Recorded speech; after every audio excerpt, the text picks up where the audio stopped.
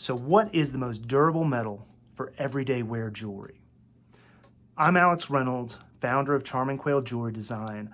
I have worked in a jewelry store as a designer, working directly with customers and metalsmiths to create the most perfect wedding sets and custom pieces for those people. And here's a video based on my experience of what really worked well for me as well as my customers.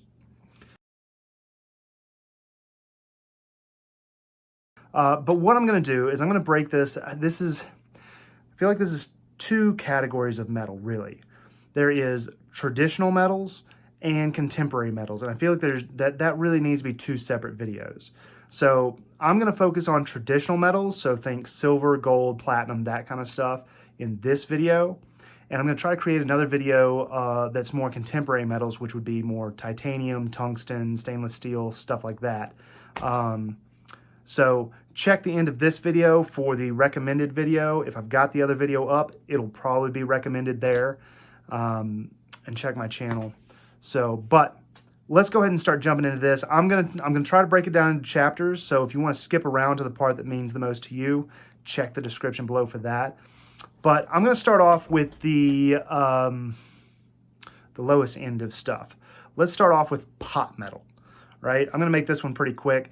It's just a random mix of metals, usually plated to have a silverish look to it or a gold look to it. Not plated with silver and gold, but plated to look that way.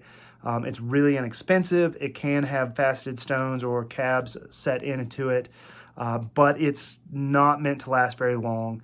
I mean, for the price you pay, great, have fun, enjoy it while it lasts, but it's not going to last very long, and it's going to be impossible to repair. It's going to be impossible to replate because there's no standardization of what metal is in there. So the metalsmiths, they need to know what metal it's made out of to repair it or to plate it. Since they don't know, they can't do anything. That's pot metal in a nutshell. Next, let's move on to sterling silver or fine silver as well. Sterling silver is like, what is that, 92.5% or more silver mix. And fine, I think, is 99.9% silver mix. So we're getting into a better material here. Again, you can set faceted stones, cabs, and stuff like that into it. But it is a soft metal. And it's something that I think would work really well for you for a couple of years if you're using it for everyday wear, but not something I would rely on for a lifetime. And because it's a softer metal, the stones are more likely to be able to be knocked out. So do not set like a $10,000 or $30,000 diamond in it or something, right? Make sure whatever stones you set in it are ones that you won't be heartbroken if they get lost. And you'll be fine. Sterling silver is far more repairable than pot metal is, but you run into an issue. It is technically repairable, but on a practical sense, it's not repairable because the repairs usually cost more than the value of the ring. They really don't cost much more to repair than, say, a gold ring or a platinum ring. Like, they're kind of in the same realm of cost, but because the gold rings and platinum rings are have a higher value, it makes more sense to do that repair versus a sterling silver ring. The repair cost is higher than how much you paid for the ring originally. Your metalsmith's going to tell you, unless you got a lot of sentimental value tied into this, it's probably not worth the trouble. You're better off just replacing the ring, which also kind of hurts that longevity thing. Gold and platinum are also going to need repairs throughout a lifetime of daily use, but it's going to be more practical to do those repairs, which makes them better lifelong rings. So that covers sterling silver and fine silver. So let's jump into the next one, which is gold. Now, with gold, you've got a lot of different colors. You've got white gold, rose gold, yellow gold, green gold even, and you've got different carats. You've got, here in the US, typically what you're going to see is 10 karat, 14 karat, and 18 karat gold. I've heard that there are some other countries around the world that do typically work with 22 and 24 karat gold. 24 karat is basically pure gold. I wouldn't recommend that here in the US. That's going to make it really soft and hard to hold its shape. Although I'd be very curious to hear from people in those other countries where that is commonly used. I honestly don't have a lot of experience with 24 and 22 karat gold because we don't use it here in the US. But 10 karat, 14 karat, 18 karat are all really good. I will say that I tend to use, when I'm making my jewelry for my business, I'm using 14 karat and 18 karat. I feel really comfortable with the quality of those, that I will just lean on which carat is going to better accentuate the color that I'm trying to use. Like 18 karat better accentuates yellow gold, but 14 karat better accentuates white and rose gold. Green gold, honestly, I haven't worked with it enough to say for sure what accentuates it. 10 karat gold is just fine, but working directly with metalsmiths from day to day,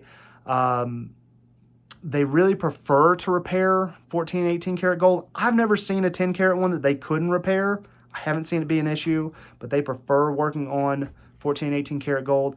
Also, I know at least in white gold, 10 karat can be a slight bit more brittle. Again, not enough I'd really be worried about it, but trying to make the best quality stuff, I just don't really mess with 10 karat gold. It's fine, but I prefer to work in 14 and 18 karat gold. So gold is really good for everyday wear, and it is really good for lifelong use. So compared to silver, this is a great lifelong everyday use, very commonly used in wedding sets, stuff like that. Jumping back to silver for a quick minute, necklaces and pendants are a little bit different, right? Rings and bracelets, it's not a bracelet, but you know what I mean, tend to take more abuse because they're on our hands and our wrist, which are more utilitarian and take a bit more beating, kind of hit on tables, on doorknobs, stuff like that. Silver necklaces and earrings will probably last you a lifetime. But rings and bracelets may be a little more questionable. Gold, on the other hand, I'm not really worried about it. Obviously, you don't want to go out and abuse the stuff, but under normal everyday use, it should be just fine. Over a lifetime, it's going to need some repairs, but because the value of the jewelry is so much higher, because you used a higher quality metal, those repairs are going to be a lot more practical. So, yes, gold, great everyday wear jewelry for even a lifetime. Platinum would be the last one I want to talk about today. And it's a lot like gold, where it is going to be a great everyday wear metal for a lifetime. It's great for repairing, all that kind of good stuff. If I had to make any recommendations about platinum, again, this is kind of splitting hairs, kind of like the 10 karat gold thing. I prefer to work in platinum iridium mix versus platinum cobalt mix. Not really a big deal. They can both be repaired just fine. They both hold their value just fine. But cobalt platinum has a magnetic property to it because of that cobalt, which is just a little bit odd. So when I worked at the jewelry store, I'd have people sometimes bring in a pile of jewelry and say, hey, I'm not wearing this anymore. I'd like to turn it in for, whatever value you guys can give it to me, and either put that into new jewelry or put that into the bills around the house, whatever it is, right? And the first test I do when I get that pile of jewelry is I run a magnet over the whole thing, and anything that's magnetic, I usually pull aside and say, okay, we can't really do anything with this because this isn't this isn't a valuable metal. It's usually a pot metal or something. Cobalt, platinum is the exception to that rule. Platinum is not magnetic, but cobalt is. And so it would fail the magnet test. Now, it would still be stamped platinum, and if they did more thorough testing on it, they would find that, yes, it is definitely platinum, so it's not a big deal. But mix that with also the metalsmiths have a little tougher time working on it because when it creates shavings that are magnetic, it sticks to their tools and makes it kind of difficult to work on. Again, not a problem. They can still work on it. It's really not a big deal. I wouldn't turn down buying a piece of jewelry because it was cobalt platinum. If I have the choice between the two, I would prefer iridium. So With that said, that pretty much covers all the traditional metals. Check here for the contemporary metals. I think you're going to really like that video, assuming that video is done. If it's not, there'll be something else very interesting here for you. But I'm Alex Reynolds from Charming Quail Jewelry Design, where we make legacy nerd jewelry. Check me out. Yeah, good stuff. But I hope this helped. Let me know if you have any questions in the comments.